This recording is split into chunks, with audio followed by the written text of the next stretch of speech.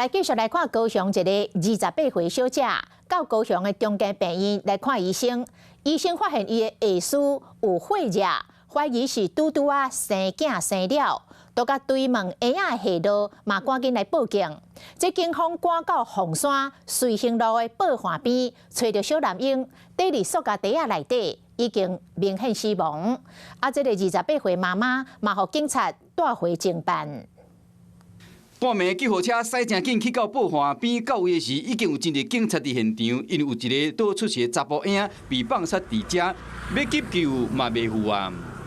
凌晨是不是有警方来这边？不知道，没有在睡觉，还在睡觉哦。哎呀，没有注意气音，对，我不知道。啊，在我礼上的，没有接到任何通知呢，是早上我女儿传讯息给我，我才知道，怎么把它丢弃呢？这太残忍了。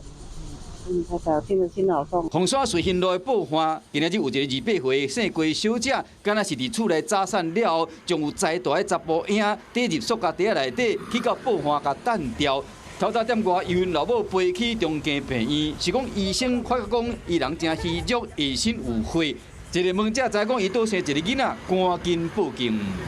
未至医院生产，而将婴儿装塑胶袋。 弃置于凤山溪畔。社会局已派社工关怀家属提供协助。经查，该生母无相关通报记录与福利身份。姓郭小姐伫个早起离开病院了后，嘛被带转去警察局调查。警方表示讲，目前这个案件已经报请高雄地检署检察官伫侦办。Hello， 我是张新文。想要抢先掌握最及时的新闻资讯吗？赶快订阅、按赞、开启小铃铛，锁定华视新闻 YouTube 频道。